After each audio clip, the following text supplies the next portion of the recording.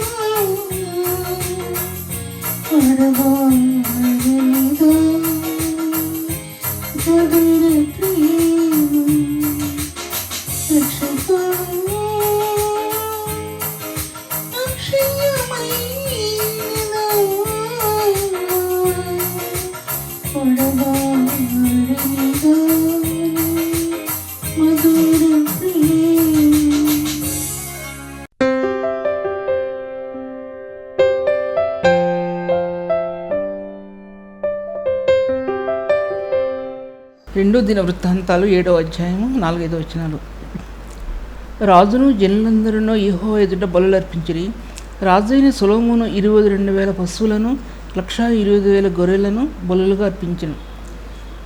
యాజకులు తమ తమ సేవాధర్మములలో నిలిచిండగాను, లేవీయులు యెహోవా కృప నిరంతరము నిలుచున్నదని వారి చేత ఆయనను స్తుతించుటకై రాజు అయిన దావీదు కల్పించిన యెహోవా గీతములను పాడుచు వాద్యములను వాయించుచు నిలుచుండగాను, యాజకులు వారికి ఎదురుగా నిలిచి బోర్లు ఊదుచుండగాను, ఇశ్రాయేలులందరూ విని ఉండగాను, రాజును జనులందరూ కూడి దేవుని మందిరమును ప్రతిష్ఠ చేశారు. వారు దేవుని మందిరాన్ని ఏ రీతిగా ప్రతిష్ఠించారు అనే విషయం గురించి దీంట్లో రాయబడి ఉంది.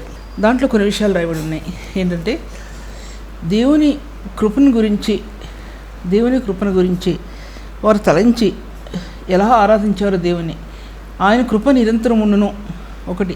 రెండవదిగా యెహోవా గీత, ఆయన స్తుతించుటకే రాజు అయిన దావీదు కల్పించిన యెహోవా గీతములను పాడుచు. రాజు రాశాడు పాటలో యెహోవాని ఎలా స్తుతించాలి, యెహోవాని ఎలా కనపరచాలి అనే కీర్తనలు పాడుచు వాయిద్యములు వాయించుచు నిలిచి ఉండగాను, యాజకులు వారికి ఎదురుగా నిలిచి బోర్లు ఊదుచుండగాను, ఇశ్రాయేలులందరూ నిలిచి ఉండగాను, రాజును జనులందరూ కూడి దేవుని మందిరమును ప్రతిష్ఠించారు. దేవుని మందిరాన్ని ఎలా ప్రతిష్ఠించారంటే యెహోవా గీతాలు అన్నాడు. దాంట్లో దావీదు కల్పించిన యెహోవా గీతాలు అంటే దావీదు రాసినటువంటి యెహోవా గీతాలు. గీతం అంటే, స్తుతి గీతం అంటే ఆయన కృపను గురించి, ఆయన ప్రేమను గురించి, ఆయన మహిమను గురించి, ఆయన దయ గురించి, ఆయన దయా గుణగణాల గురించి, లేకపోతే ఆయన యొక్క ప్రేమ ఉన్నతమైన స్థానాల గురించి, ఆయన పరిశుద్ధతను గురించి, అవి గీతాలు. దానికి మించి గీతాలు వెళ్ళడానికి వీల్లేదు. దానికి మించి గీతాలు దేవుని మందిరంలో దేవుని సన్నిధి నిలిచి ఉండటానికి, దేవుని స్తుతించడంలో ఆ గీతాలు పాడాలండి. దేవుని సన్నిధిలో ఇది నేను వేరే చెప్పనవసరం లేదు. ఎవరిని విమర్శించడానికి కానీ, ఎవరి నుంచి ఏది చేయడానికి కూడా నేనేం మాట్లాడటం లేదు. కొన్ని వినటానికి బాగోవు, కొన్ని వినటానికి బాగుంటాయి. అది ఏమైనప్పటికీ కూడా ప్రభువుని స్తుతించడం అనేది ఆయన కృప దానిలో దాచిపెట్టబడి ఉంటుంది. ఆయన గీతాలు, దావీదు కల్పించిన గీతాలు, యెహోవాను గురించిన గీతాలు, అటువంటి గీతాలని పాడి దేవుని మందిరాన్ని ప్రతిష్ఠించిరి అని రాయబడి ఉందండి. దాని గురించి నేను ఎక్కువ చెప్పదలుచుకోలేదు. ఎందుకంటే దావీదు రాజుకాలంలో దావీదు రాసిన గీతాలు, ఆసాఫ్ రాసిన గీతాలు, ఎదుగుతూన్ రాసిన గీతాలు, హేమాను రాసినటువంటి గీతాలు, తర్వాత ఇంకోటి కొరహ కుమార్ రాసినటువంటి గీతాలు, ఎన్నో గీతాలు ఆస్థాన గాయకులు ప్రభువును స్తుతించారండి, కీర్తించారు. ఆస్థాన గాయకులు అక్కడ ఏమి ఇప్పుడు నేను చెప్పకూడదు. కొంతమంది ఆస్థాన గాయకులు ఉంటారండి పాడటానికి. వారు దేవుని స్తుతి చెల్లించారు అనే విషయం గురించి దాంట్లో చెప్పబడింది. నేను ఈ ముందు భాగంలో దేవుని యొక్క మహిమను గురించి వివరించినట్లు చెప్పాను మీకు దేవుని మహిమను గురించి. అందులో ఆయన పరిశుద్ధమైనది గాను, నిర్దోషమైనది గాను, మహిమ కలిగిన సంఘం గాను ఆయన తన ఎదుట దాన్ని నిలబెట్టుకో, ఆ విషయం గురించి మీతో మాట్లాడాను. తర్వాత క్రీస్తు యేసు యొక్క దైవిక స్వరూపం అనేది మహిమా స్వరూపం గురించి క్రీస్తునందు శారీరకముగా క్రీస్తునందు పరిపూర్ణం చేయబడింది. కొలస్సీ రాసిన పత్రిక 2వ అధ్యాయంలో దైవత్వం యొక్క సర్వపరిపూర్ణత శారీరకముగా క్రీస్తునందు వసించున్నది. దైవత్వం యొక్క పరిపూర్ణత ఏంటి? దైవత్వం యొక్క పరిపూర్ణత ఆయన మహిమా స్వరూపి, ఆయన అగ్ని స్వరూపి, ఆయన దైవిక స్వరూపి. ఇవన్నీ కూడా ఆయన గుణగణాలన్నీ కూడా, ఆయనకు దైవికమైన సత్యాలన్నీ కూడా, అవన్నీ కూడా శారీరకముగా క్రీస్తునందు వసించున్నది. క్రీస్తునందు వసించున్నది అంటే ఆయన రక్తం నందు ఇవన్నీ కూడా రక్తం యొక్క విలువ అంత విలువైనది. ఈ పేతురు రాసిన పత్రికలో అమూల్యమైన రక్తం చేత నిర్దోషమునగు నిష్కలంకమునగు క్రీస్తు రక్తం చేత మీరు విమోచించబడితేనే మీరు ఎరుగురా మీరు విమోచించబడ్డారా మీరు క్రీస్తు రక్తం చేత, అమూల్యమైన రక్తం చేత ఆయన వెల చెల్లించాడండి. ఆయన ఎంత వెల చెల్లించాడంటే మానవుని కోసం, పాపి అయిన మానవుని కోసం ఆయన చెల్లించిన వెలలో ఎవరు చెల్లించలేదండి, ఎవరి వల్ల కూడా కాదండి. ఎందుకంటే శూన్యమైన ఈ లోకంలో, పాపంతో నింపబడినటువంటి ఈ లోకంలో ఆయన వెలుక్కిన కణాలు భూమి మీదకి పారినప్పుడు అప్పుడే ఆయన వెల చెల్లించాడు మానవుడి కోసం. నిర్ణయించుకున్నాడు. జగత్ పునాది వేయబడక మునిపే ఆయన నిర్ణయించుకున్నాడండి. ఆయన ఎలా ప్రేమించాడో మానవుని, ఆ ప్రేమ నీకు క్రీస్తు యేసునందు రక్షణ కార్యంలో మీకు వెల్లడి అవుతుందండి. ఒక వ్యక్తి క్రీస్తుని రక్షకుడిగా అంగీకరించిన వ్యక్తికి ఇది మొట్టమొదటిదండి. ఒక వ్యక్తి జీవితానికి రక్షకుడిగా అంగీకరించకుండా నమ్మకం వస్తే అంటారు, అలాగా అంగీకరించి బాప్తిసం తీసుకుంటే ఈ విలువలు అర్థం కావండి. ఒక వ్యక్తి క్రీస్తునందు విశ్వాసం ఉంచడం అంటే క్రీస్తు కలవరి ప్రేమనందు ఒక హృదయం మెల్ట్ చేయబట్టండి. ఆ యొక్క విశ్వాసం క్రియ అనేది, విశ్వాసం ఉంచడం ద్వారా క్రియ చూసానికి పెద్దవి కాదండి, అవి చిన్నది. ప్రభువా నువ్వు నా కోసం ప్రాణం పెట్టావు అనేది ఒక విశ్వాసం క్రియ. దానిలో నుంచి అనేకమైన ఆత్మీయ సత్యాలు నువ్వు వెరగలుగుతావండి. రక్షణ యొక్క మార్గాలలో రక్షణ యొక్క కాంతి, రక్షణ యొక్క మార్గాల్లో మహిమ యొక్క కాంతి, దైవికమైన శక్తి నీ ఆత్మ పొందగలగడం నువ్వు కళ్ళారా చూస్తావు. నీ ఆత్మ అనుభవించడం నువ్వు కళ్ళారా అనుభవించడం చూస్తావు, చెవులారా వినటం చూస్తావు. ఆత్మిక స్పర్శ నీ అంతరాత్మకి పొందడం నువ్వు చూస్తావు. అది కనుక పొందకపోతే ఏ వ్యక్తి కూడా సేవా జీవితంలో బలం పొందుకోలేరండి.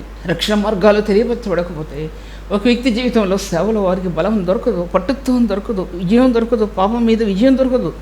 క్రీస్తు ప్రేమలో చొచ్చుకుని పోయే అనుభవాలు ఉండవు. ప్రేమ యొక్క మార్గాలు ఆత్మకి తెలియపరచబడండి. పరిశుద్ధ జీవితం యొక్క విలువలు తెలియవండి. అందరితో ఒకలాగానే వ్యవహరిస్తారు. వారి జీవిత విధానంలో మార్పు ఉండదండి.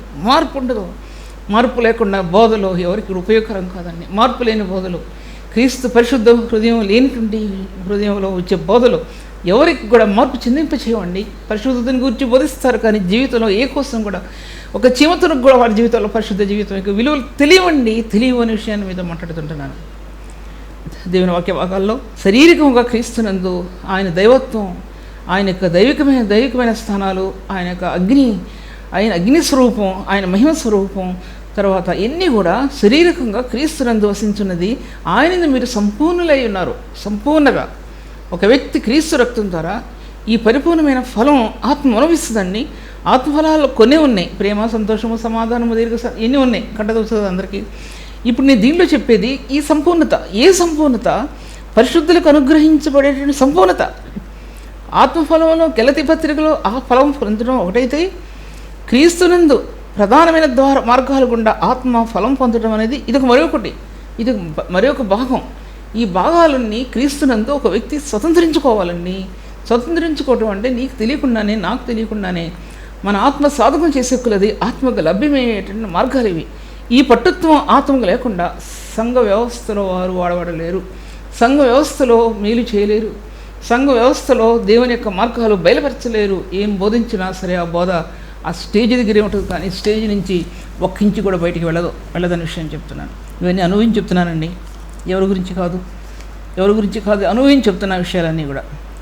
దేవుని యొక్క దర్శనం ఒక సేవకునికి ఇవ్వబడిందంటే అది క్రీస్తు యొక్క ప్రవచనాల యొక్క సారంలో అది ఆత్మ పరిపూర్ణత చెందుద్దండి.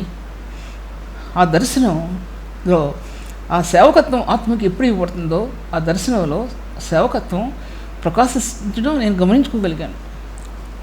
దర్శనం అంటే ఏంటి, ప్రయోజనం అంటే ఏంటి, సేవకత్వం అంటే ఏంటి అని తెలియకపోతే ఏం అర్థం అవ్వవు. సేవకత్వం అంటే ఏంటో, ఒక సేవకత్వం, విలువైన సేవకత్వం అండి నేను పరిశుద్ధులకు ఇచ్చాడు ప్రభు. గృహ నిర్వాహకత్వం అప్పగించాడండి. 1 కొరింథీ రాసిన పత్రిక 6వ అధ్యాయంలో గృహ నిర్వాహకత్వం అనే విషయాన్ని వాళ్ళు జ్ఞాపకం చేసుకోవాల్సింది. తర్వాత దీనిలో ముందు మాట్లాడడం లేదు, నాకు జ్ఞాపకం లేదు, కానీ ఆత్మ యొక్క సంపూర్ణత అనే దాంట్లో మొట్టమొదటి శిలువ యొక్క పరిపూర్ణత. అది కొలస్సీ రాసిన పత్రిక 1వ అధ్యాయం 19 సర్వసంపూర్ణత అందు నివసించవాలని శిలువ రక్తం చేత సంధి చేసి అన్నాడు దాంట్లో. కొలస్సీ రాసిన పత్రిక 1వ అధ్యాయంలో 19 ఒకటి చెప్తున్నాను. దాంట్లో రెండవదిగా ప్రేమ పరిపూర్ణమైనది అన్నాడండి. ప్రేమ పరిపూర్ణమైనది. 1 కొరింథీ రాసిన 11వ అధ్యాయం. ప్రేమ పరిపూర్ణమైనది లేక సంపూర్ణమైనది. మూడవదిగా జ్ఞానం సంపూర్ణమైన జ్ఞానం కలిగిన వాని దగ్గర నుంచి జ్ఞానం ఆత్మకి విభాగించబడిందండి. నీవు రాసిన గ్రంథంలో ఇంచుమించు ఆఖరి అధ్యాయాలకి 2-3 అధ్యాయాలకు ముందు రాయబడి ఉంది. తర్వాత దైవికమైన గుణగణాలు, అవి సంపూర్ణమైన గుణగణాలు అండి. అవి పరిపూర్ణతను అందించే. కొలస్సీ రాసిన పత్రికలో రాయబడి ఉంది, పరిపూర్ణమైనది ప్రేమే అని చెప్పి దానిపైన రాయబడి ఉందండి.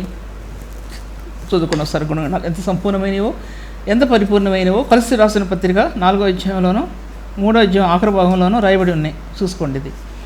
ఇవి 4 విషయాల గురించి 2 మాటలతో మీద చెప్పాలని తలుస్తుంటున్నాను.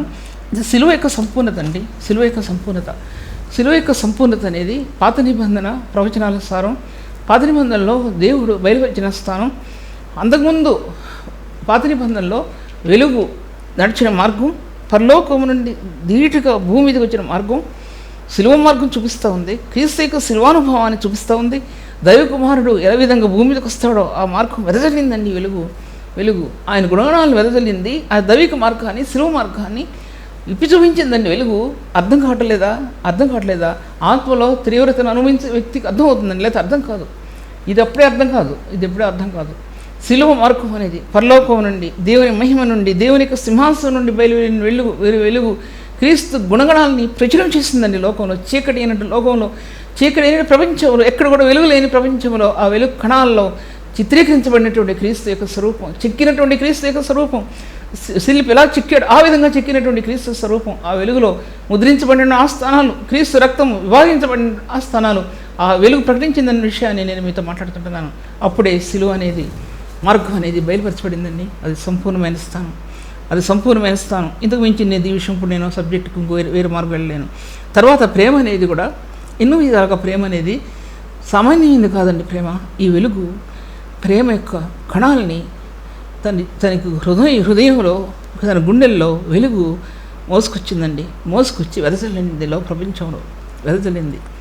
ఒక విశ్వాసి, పరిశుద్ధుడైనటువంటి వ్యక్తి క్రీస్తు యొక్క వెలుగు దీంటి హృదయంలో దాచబడిన ప్రేమ యొక్క కణాలని వెదజల్లాలండి లోకంలో. అది పరిచర్య. ప్రేమ అంటే పరిచర్య కాదు. నీ గుండెల్లో దాచబడి ఉన్నటువంటి క్రీస్తు యొక్క స్వరూపం, అందులో బయలువెళ్ళినటువంటి ఆ కణజాలాలు భూమి మీదకి వెదజల్లాలండి. అది వెదజల్లకపోతే సేవ జీవితం అనేది ఉన్నతమైన స్థానంలో నిలబడుతుందని ఎలా అనుకుంటారు వీలేదు. ప్రేమ అనేది అంత పరిపూర్ణతను అందించిందండి. అటు కుటుంబానికి, అటు సంఘం నుంచి లోకానికి పరిపూర్ణత అందించింది ప్రేమ అనేది. ఈ ప్రేమల నుంచి మానవ జీవితంలో ఉన్న ప్రేమలు వచ్చాయండి. ఇప్పుడు మానవ జీవితంలో ఉన్న ప్రేమలు కలుషితమైపోయాయండి. మానవ జీవితంలో ఉన్న ప్రేమలు అపవిత్రమైపోయాయండి. లోకంలో ఎంత భయంకరమైనటువంటి స్థాయిలో లోకం ఉందో ఒకసారి ఆలోచించుకోండి. అది సంఘంలో ఎంటర్ అవుతున్న విషయాన్ని కూడా ఒకసారి యోచించండి. సంఘంలోకి ఎంటర్ అవటం మాత్రమే కాకుండా సంఘంలో ఉన్నతమైన స్థానాలు తీసుకునే వారిలో నిలబడ్డాయండి. ఇప్పుడు ఎంత సిగ్గుపడవలసిన విషయం అంటే అంత సిగ్గుపడవలసిన విషయం. ఖండించగలిగే వారు లేరు, తీసివేయగలిగే వారు లేరు. అటువంటి పరిస్థితుల్లో సంఘ వ్యవస్థ దెబ్బతింటూ వేదన పడుతుందండి. క్రీస్తు యొక్క ఆత్మ రోధిస్తుందండి సంఘాల్లో.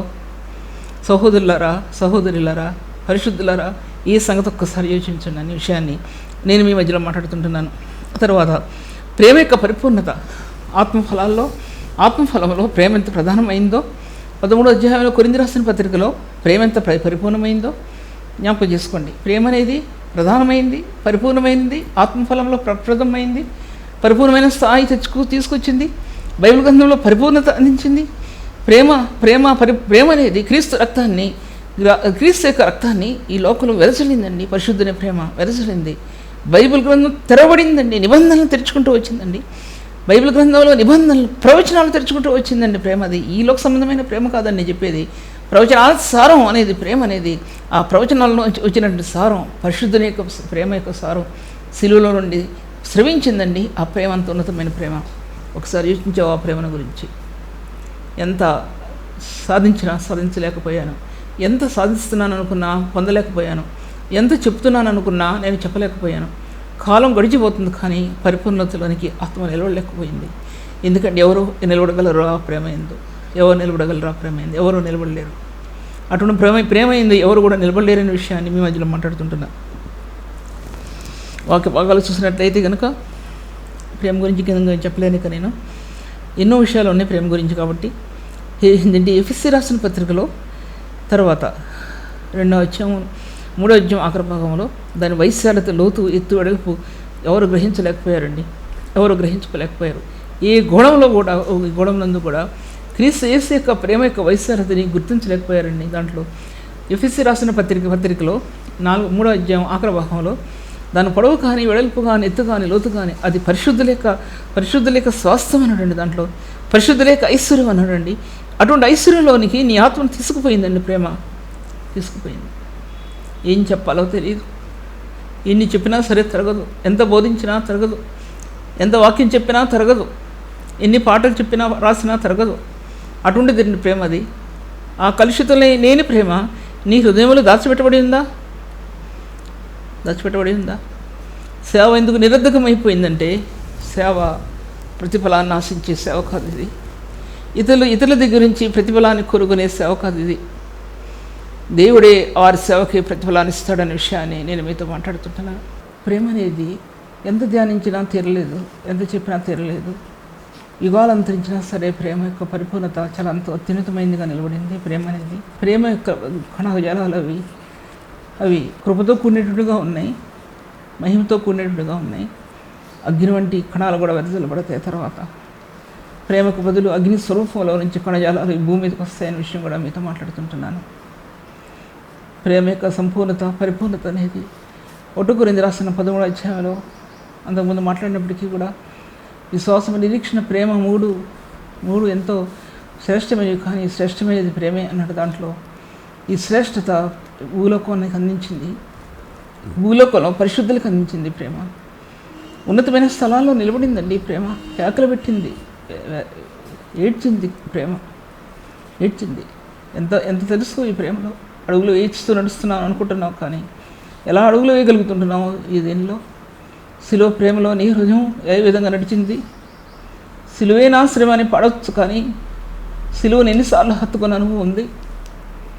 సిలువే అని పలకొచ్చు, కానీ సిలువ పలుకులు నీ ఆత్మలో ఎప్పుడైనా ఆ పలుకుల్లో నీ ఆత్మ అల్లాడిందా? సిలువ పలుకుల్లో ఆ ప్రభువు చేసిన ఆర్తనాదం నీ గుండెల్లో ఎప్పుడైనా ప్రతిధ్వనించిందా? నీ అడుగుల్లో నడుస్తాను ప్రభు అనుకున్నాం, కానీ అడుగుల్లో ఒక్క అడుగైనా మనం వేయగలుగుతుంటున్నామా? ఆయన అడుగుల్లో వేసిన ఆ స్వరం నీ గుండెలకు ఎప్పుడైనా తాకిందా? ప్రేమ ఎంత ఉన్నతమైందో, శ్రేష్టమైంది ప్రేమే అని చెప్పాడు ప్రభు. పరిపూర్ణమైంది అని చెప్పిన ప్రభు. ప్రేమ శాస్త్ర కాలం అని చెప్పినటువంటి ఆ ప్రభువులో అటువంటి పరిపూర్ణత అందించింది ప్రేమ. ఫలం ఇచ్చింది నీ ప్రేమ, శ్రేష్టమైన ఫలం ఇచ్చింది. ఆత్మఫలాల్లో మొట్టమొదటి అందించింది నీకు. నీ మాధుర్యం నువ్వు తిన్నావు, ఆ ఫలాన్ని మొట్టమొదటి ఫలం తిన్నావు, దానిలో ఒక మాధుర్యం తిన్నావు, ఆ తొనం తిన్నావు. అనుకున్నావు ఇంతకంటే నాకు ఈ లోకంలో మరి ఏది అవసరం లేదనుకున్నావు. నీ భార్యను చూసావు, ఆమెలో ఆ ప్రేమ లేదు. నీ భర్తను చూసావు, అతనిలో ఆ ప్రేమ లేదు. కన్నీరు పెట్టావు, ఏడ్చావు, రోధించావు, కింద పడ్డావు. నీ భర్తలో ఆ ఫలం పొందాలని, ఆ ప్రేమ అనుభవించాలని, నీ భార్యలో ఆ ప్రేమ అనుభవించాలని నువ్వు ఎంత వేదన పడ్డావు జ్ఞాపకం ఉందా? బిడ్డలు ఎదురాడి తిరుగుతుంటున్నప్పుడు నీ కన్నీరు, నీ పక్క బట్టలను కాదు, నేలను తడిపిన అనుభవాలు మన జీవితంలో నిలబడిపోయి ఆ బిడ్డలు నిలబడాలని, దేవుని కృపకు అప్పగించినటువంటి మన బిడ్డల కోసం ఆ ప్రేమ వాటి గుండెలను తడపాలని తల్లిదండ్రులు రోధించిన రోదన సజీవంగా దేవుని సన్నిధిలో నిలబడింది సుమా. అటువంటి ప్రేమను పరిశుద్ధుడు నీకు అందించాడు. బైబిల్ గ్రంథం తెరవడానికి ఆ విమోచన ద్వారం అంతా కూడా ప్రేమతోనే నింపబడి ఉంది. ఆ ప్రేమ పలుకుల్లోని ఆ విమోచన ద్వారం అంతా కూడా నింపబడి ఉంది సుమా. అంత గొప్ప ఉన్నతమైన స్థానాలు దేవుడు ఇచ్చాడనే విషయాన్ని నేను మీ మధ్యలో మాట్లాడుతుంటున్నాను. దేవుని వాక్య భాగాల్లో చూసినట్లయితే అలాగే జ్ఞానం యొక్క స్థానం కూడా చాలా ఉన్నతమైందిగా చెప్పబడింది. జ్ఞానం అనేది పరిపూర్ణత చెందిన జ్ఞానం అనేది ఆదిమకాలంలో సృష్టికి పూర్వం దేవుడు బయలుపరిచినటువంటిది. ఆదిమకాలంలో మొట్టమొదటి పలుకులో అది కొరింథీయులకు రాసిన 2 కొరింథీయులకు రాసిన 4వ అధ్యాయంలో మహిమతో కూడిన జ్ఞానం అనే అపోస్తలుడైన పౌలు చెప్తున్నప్పుడు క్రీస్తుని చూస్తున్నాడు, శిలువబడిన క్రీస్తుని చూస్తున్నాడు, మహిమా స్వరూపైన క్రీస్తుని చూస్తున్నాడు. అందులో మహిమ కలిగిన కణాలు వెదజల్లబట్టడం చూస్తున్నాడు. అది కాండంలో ప్రభు పలికిన పలుకులు వింటున్నాడు, దాంట్లో మహిమ కణాలు వెదజల్లబట్టడం చూస్తున్నాడు. తన పాపాన్ని చూస్తున్నాడు, పాపం క్రష్ అయిపోవటం చూస్తున్నాడు. దేవుని సన్నిధిలో అంగలార్చిన తన అనుభవంలో పాపం క్రష్ అయ్యకున్నది క్రీస్తుని యొక్క మహిమా స్వరూపాన్ని చూస్తున్నాడు. అందులో ప్రకాశించిన జ్ఞానేశ్వర్యాన్ని చూస్తున్నాడు. ఆది కాండంలో 1000 సంవత్సరాలకు ముందు ఏంటి చెప్పినటువంటి ఆ పలుకుల్లో ఆ యొక్క వాక్యం శరీరధారి భూమిలోకానికి ఎలా వచ్చిందో అర్థమైపోయింది. ఎలా మహిమను ధరించుకుందో అర్థమైపోయింది. మహిమల జ్ఞానాన్ని నేటి పరిశుద్ధులకి ఎలా ఇవ్వాలో అర్థమైపోయింది. ఎక్కడ అర్థమైందంటే తన పాపం క్రష్ చేయబడుతున్నప్పుడు అర్థమైపోయింది. జ్ఞానం అనేది ఎంత పరిపూర్ణమైనదో అర్థమైపోయింది. జ్ఞానం ఒక వ్యక్తి జీవితంలో పాపము నిలబడిన చోట జ్ఞానం నిలబడదు, పాపం నిలబడిన చోట ప్రేమ నిలబడదు. పాపము లేని చోట జ్ఞానం పరిపక్వత చెందుద్ది. అపవిత్రం లేని చోట ప్రేమ పరిపూర్ణతను అందిస్తుంది, పరిపూర్ణమైన ఫలాన్ని ఇస్తుంది. పాపంతో రాజీ పడితే ఇవన్నీ కూడా ఆత్మకు అందవు. పాపంతో రాజీపడద్దు సుమా, రాజీపడద్దు, పాపంతో రాజీపడద్దు.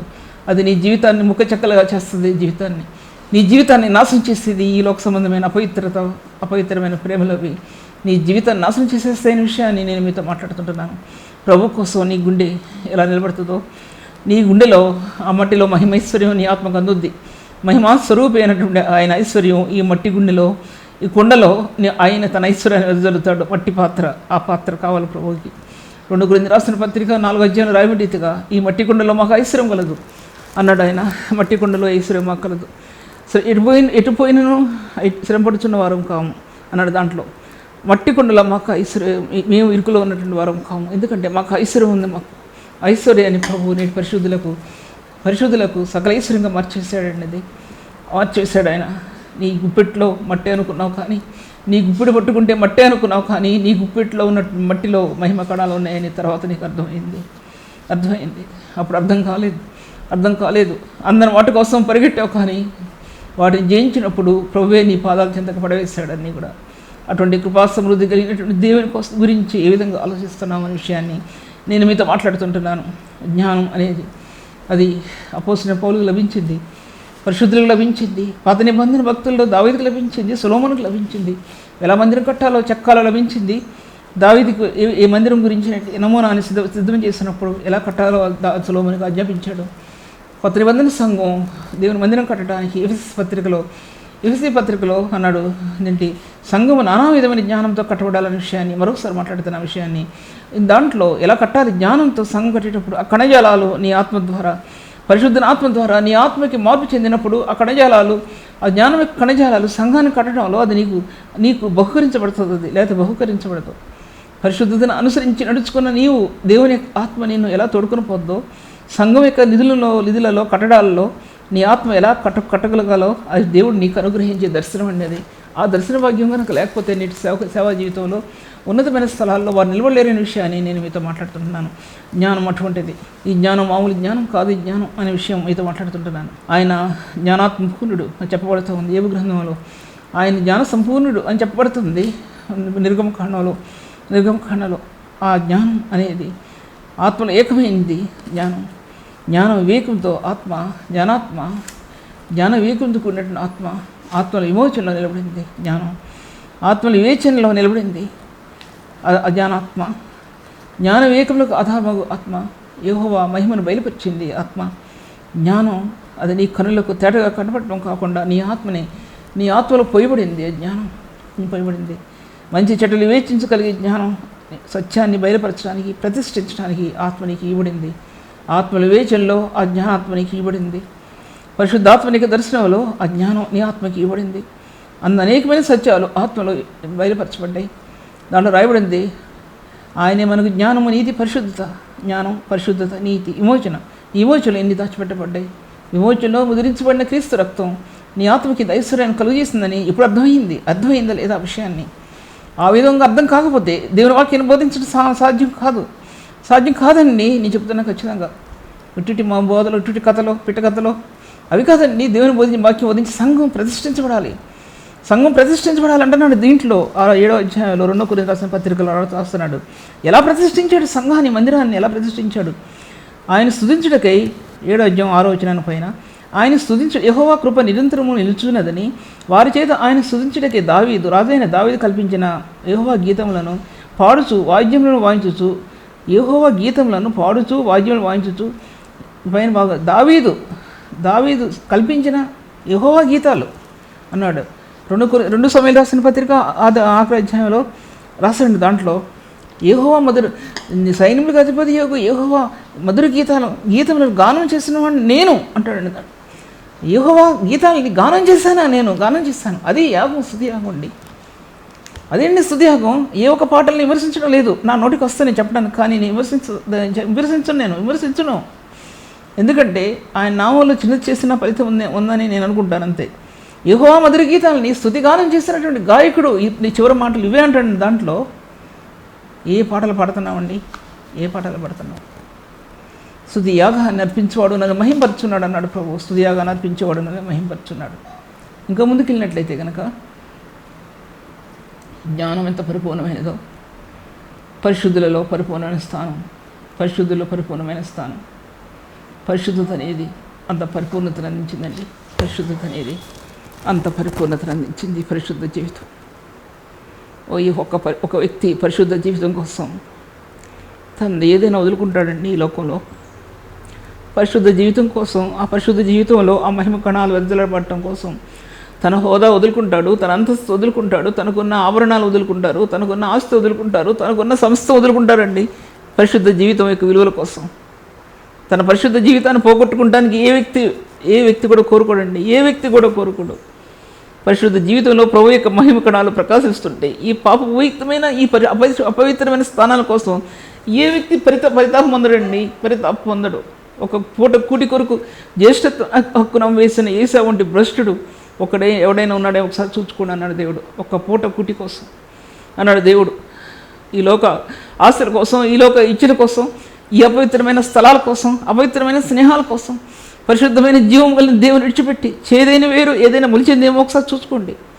చేదైన వేరు ఏదైనా మొలిచిందేమో. ఈ అపవిత్రత పోగొట్టుకోకపోతే విశ్వాస జీవితంలో పరిశుద్ధతకి విలువలు తెలియకుండా ఒక వ్యక్తి సేవను రాణిస్తే సేవ రాణించదండి. సేవ రాణించదు ఏమాత్రం కూడా. అటువంటి సేవని ఎవరు అంగీకరించరు కూడా.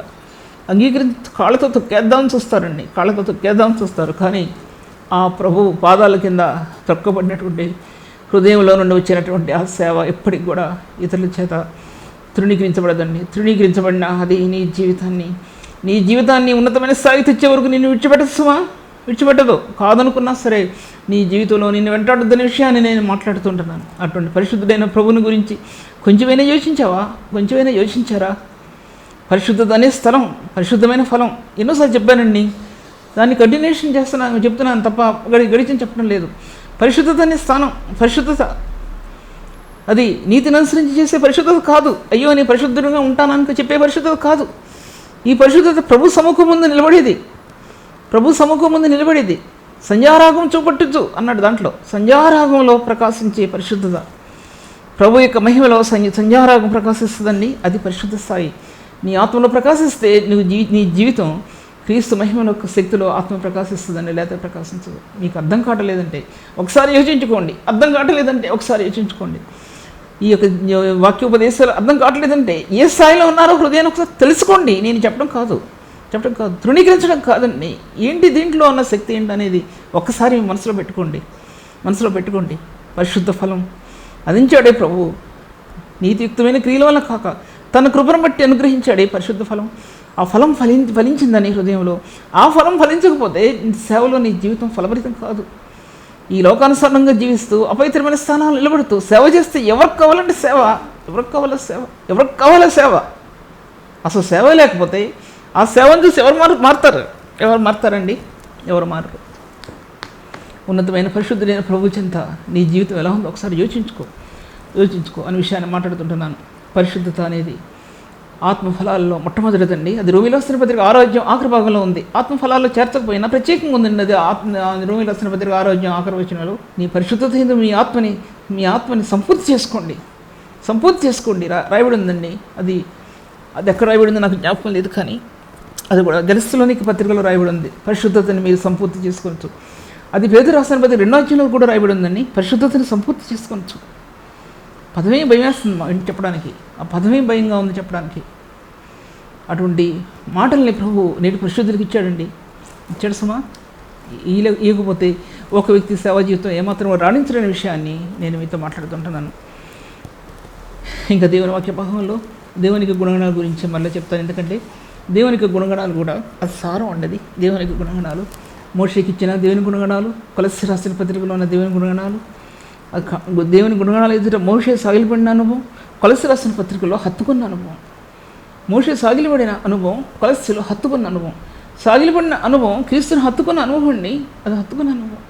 ఆయన గుణగణాలను ప్రేమించిన అనుభవం, క్రీస్తు ఆత్మలో నీవు ఏకమైన అనుభవం. అది నీకు పరిచర్యకి మార్గం తెలుస్తుంది, రాజమార్గం తెలుస్తుందండి. అది నీకు పరిచర్యకి క్రీస్తుని హత్తుకున్న ప్రేమలో నీకు రాజమార్గం ఏర్పడుతుంది, పరిశుద్ధమైన మార్గం ఏర్పడుతుంది. అది క్రీస్తు యేసు యొక్క సార్వభౌమత్వం నీ ఆత్మకు అందుద్ది, క్రీస్తు యేసు యొక్క రాజరికం నీ ఆత్మకు అందుద్ది. ఆయన ఎటువంటి వాడో, ఆయన సువర్ణమయమైనటువంటి ఆ బంగారు తేజస్సు నీ ఆత్మకు అందుద్దండి. దానికోసం అది ఎప్పుడు పొందుతానా అని ఆశపడతావు, ఎందుకు ఎప్పుడు పొందుతానా అని ఆశపడతావు. బంగారు సువర్ణమయమైన బలిపీఠం మీద నీ అర్పణలు మహిమార్పణలుగా తీర్చిదిద్దబడినప్పుడు వాటి కోసం నీ హృదయం వేదన పడుతుందండి. సంఘంలో వాటి కోసం నీ హృదయం వేదన పడుతుంది. స్తుతియాగం అంటే అరుచుకుంటూ కేకలు పెట్టుకుంటూ ఆ స్తుతియాగం గురించి చెప్పడం లేదు, అది నేను విమర్శించడం లేదు, ఎవరు దర్శనం వాళ్ళది. కానీ నేను చెప్పే దర్శనం ఏమిటంటే, నీ కోసం యాగమైనటువంటి ప్రభువుని నువ్వు కీర్తిస్తున్న అనుభవాల్లో, నువ్వు స్తుతి చేస్తున్న అనుభవాల్లో మహిమా కణాలు వెదజల్లబడతాయండి. అలా మహిమా కణాలు వెదజల్లబడితే సంఘంలో స్తంభాలు కట్టబడతాయి. పరిశుద్ధమైన సంఘం ఆ సమయంలో స్తంభాలు కట్టబడి మహిమైన సింహాసనం ఆ సంఘం మీద నిలబడుతుందండి. అది కోల్పోతున్నామా, మనం గ్రహించుకోగలుగుతుంటున్నామా? ఒక్కసారి యోచించుకోవాలని ప్రభు అడుగుతుంటున్నాడు. ప్రభు ఈ వాక్యాన్ని దీవించగా దేవానికి కొందనవులు తండ్రి. పరిశుద్ధుడవు ప్రభు, నీతిమంతుడు అయిన దేవుడు ప్రభు, ఈ వాక్యాన్ని ఆస్వాదించాను మీరు. ఎందుకంటే లోతైన గనుల్లో నుంచి ఇచ్చిన వాక్యం ఆత్మ చేదుకుంది ప్రభు. చాలాసార్లు ఆత్మ చేదుకుంది, భరించలేక దుఃఖంతో వేదనతో చేదుకుంది ప్రభు. ఇది నీ బిడల మధ్య వెల్లడిపరుస్తుండగా మీరు ఆశీర్వదించమని యేసు నామములో స్తుతించి వేడుకుంటున్నాను తండ్రి. ఇంతవరకు సిస్టర్ సుల్తాన్ నగరి గారి వాక్యం ఆత్మలో ఆనందించి దేవుని మేలు పొందాలని నమ్మి దేవుని స్తుతిస్తున్నాం. మీ యొక్క అభిప్రాయాలు కామెంట్స్ ద్వారా మాకు తెలియపరచండి. Please like, comment, share and subscribe. God bless you all.